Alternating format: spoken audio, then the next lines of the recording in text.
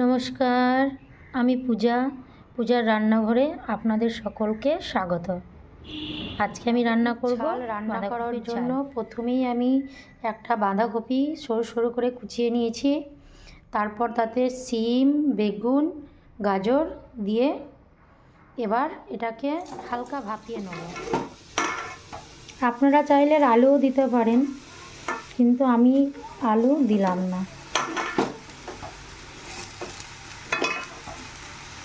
আজকে বাঁধাকপি ঝালটা নিরামিষ রান্না হবে। দেখুন কপিতে কতটা জল বেরিয়েছে। এবার এই পর্যায়ে অল্প সামান্য একটু হলুদ আর সামান্য লবণ দিয়ে দেবো।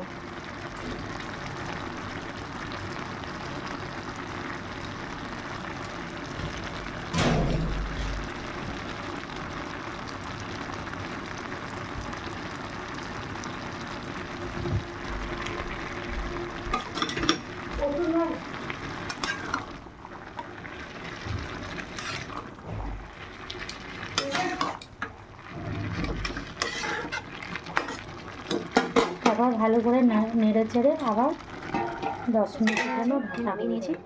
এবার তেলে দেবো। তার জন্য কড়াইটা দিয়ে মুছে বসিয়ে দিয়েছি। এবার প্রথমে তেল দেবো, সরষের তেল একটু। তেলটা ভালোভাবে গরম হয়ে গেছে।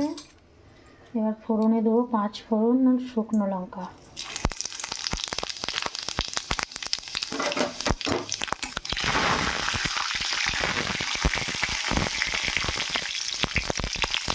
এরপর দেবো একটা টমেটো,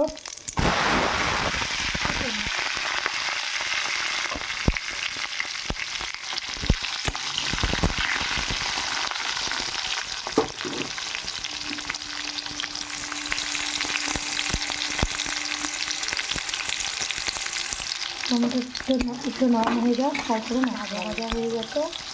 এবার এখানে আমি মশলা দিয়ে দেবো।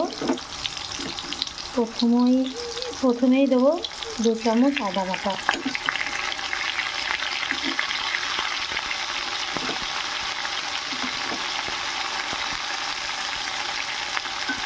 আর একটু দেবো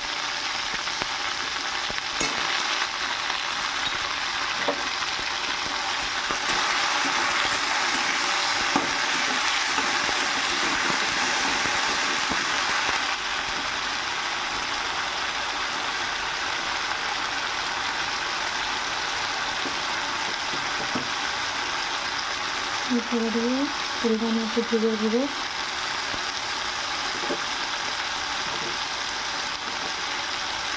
লঙ্কা গুঁড়ো,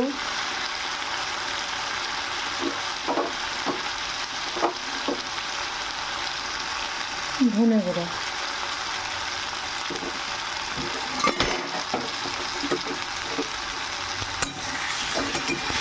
হলুদ আর লবণটা তো আমি আগেই দিয়েছি, আর দেবো না। আপনারা চাইলে একটু চিনিও দিতে পারেন, খেতে বেশি ভালো লাগবে, কিন্তু আমি চিনিটা দিলাম না।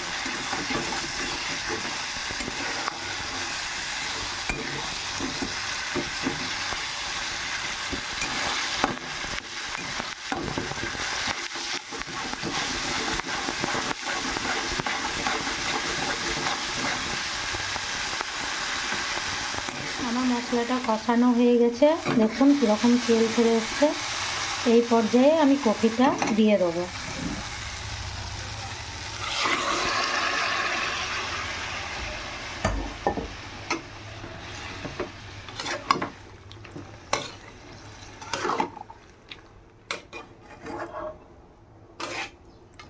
তারপর আমি ততক্ষণ নাড়াচাড়া করব কপিটা, যতক্ষণ না এই জলটা পুরোপুরি শুকিয়ে যাচ্ছে, কপিটাই টেনে নিচ্ছে। এবার আমি একটু ঘি দিয়ে দেবো ওপর থেকে,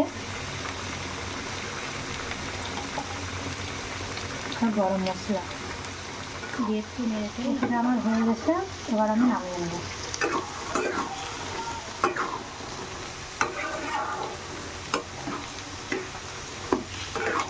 বাঁধাকপির ঝাল